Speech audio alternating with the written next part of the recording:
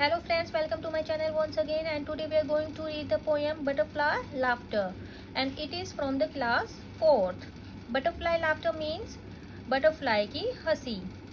In the middle of our पोरिस plates, हमारी पोरिस की प्लेट्स के बीच में, पोरिस एक खाना है तो पोरिस के प्लेट्स के बीच में there was a blue butterfly painted. हमारी जो प्लेट थी, हमारी बटरफ्लाई की जो प्लेट थी, उसके बीच में एक ब्लू बटरफ्लाई पेंट थी, यानी कि उनकी प्लेट में एक ब्लू बटरफ्लाई जो है वो बनी हुई थी, उसकी पिक्चर बनी हुई थी. And each morning we tried to should read the butterfly first. और हर मॉर्निंग हम ये कोशिश करते थे कि कौन बटरफ्लाई के पास पहले पहुंचेगा. इट मीन्स कौन पोरी जो है अपना पहले फिनिश करेगा, अपना खाना पहले फिनिश करेगा और बटरफ्लाई को देख पाएगा. And the grand mother said do not eat the poor butterfly. और फिर ग्रैंड मदर कहती थी कि जो पुअर बटरफ्लाई को मत खा जाना, यानी कि पुअर बटरफ्लाई जो आपकी प्लेट में बनी हुई है उसको भी मत खा जाना. That made us laugh. और हम हंसने लग जाते थे. यानी कि जो उनकी ग्रैंड मदर थी वो उनके साथ, बच्चों के साथ जोक करती थी कि आप पोरिश को फिनिश करते करते बटरफ्लाई जो पेंटेड है उसको भी मत खा जाना. Always she said it and always it started us laughing.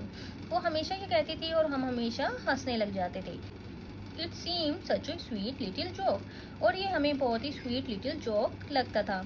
I was certain that one fine morning. और मुझे ऐसा लगता था कि एक मॉर्निंग को, एक सुबह, the butterfly would fly out of a plates.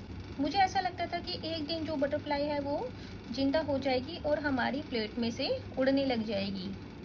Laughing the tiniest laugh in the world. और जो हमारी हंसी, जो हम हंसते हैं, उसको चारों में फैलाएगी. And perch on the grandmother lap. और मेरी ग्रैंड मदर की पर्च यानी कि गोदी में बैठ जाएगी. तो हमें ऐसा लगता था कि जो हमारी प्लेट्स थी उसमें से मैं इमेजिन करता था कि कभी ये बटरफ्लाई उड़ेगी और ग्रैंड मदर की गोदी में बैठ जाएगी और हमारे साथ वो भी हंसेगी. Let's check the exercise. Take the correct meaning of these lines. And each morning we tried who should read the butterfly first. The children tried to catch the butterfly on their porridge poles. The children tried to be the first to finish their porridge. तो इसका मतलब था कि वो ये देखना चाहते थे कि porridge को कौन जल्दी finish करता है. Then the grandmother said, "Do not eat the poor butterfly."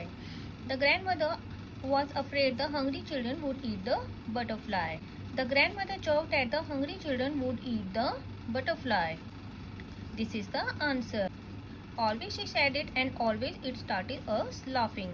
The children laughed because they thought their grandmother was foolish. The children laughed because it was a sweet joke between them and their grandmother. क्योंकि ये उनकी grandmother उनके साथ joke करती थी. I was certain that one fine morning the butterfly would fly out of our plates.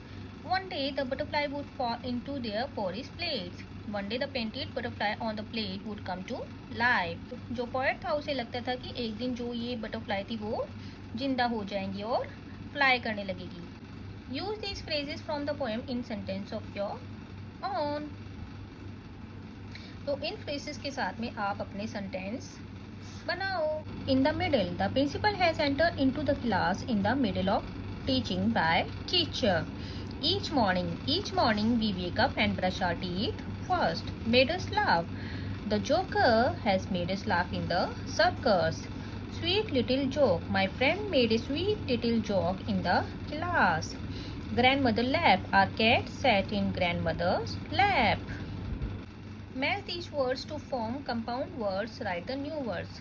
Butterfly, rainbow, downstairs, childhood, understood, run way. Write the plural forms of these words. Singular, plural.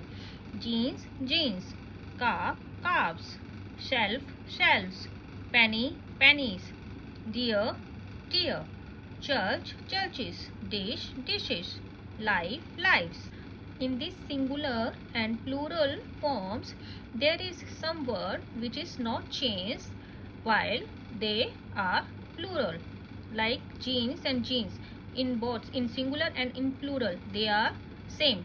Complete these phrases. Choose from the box.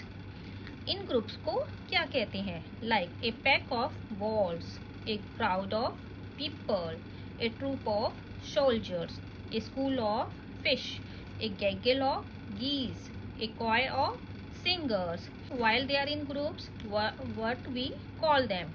So these are the words. So students, this exercise has been finished, and please do subscribe my channel, and I will meet you in my next video with the next lesson.